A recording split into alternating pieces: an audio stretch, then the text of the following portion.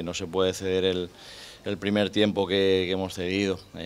Había una contra y una pelota parada que han rematado prácticamente cerquita al área chica y bueno, son errores que no podemos cometer porque cuestan caro y cuestan sobre todo puntos. Ellos han presionado bien, nosotros hemos abusado un poco del juego directo, teníamos que tener un poquito más de tranquilidad. Creo que era un primer tiempo en general parejo, pero nos ha faltado un poquito más de control del juego, control del balón y sobre todo ganar las segundas jugadas, que es lo que ha hecho que al fin y al cabo ellos crezcan en su juego. Feliz porque el plantel entendió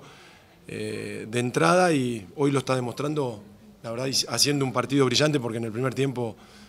11 contra 11 lo dominamos, lo controlamos, le generamos situaciones clarísimas, le hicimos 2 goles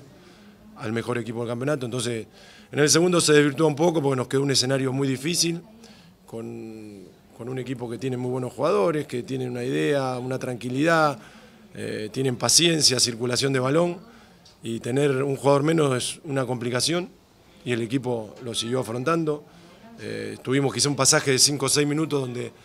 hubo algunas situaciones que nos generaron, pero después el partido, si bien no podíamos salir, si bien no podíamos tener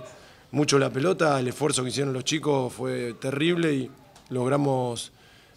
cerrar una victoria muy merecida a mi gusto, ¿no?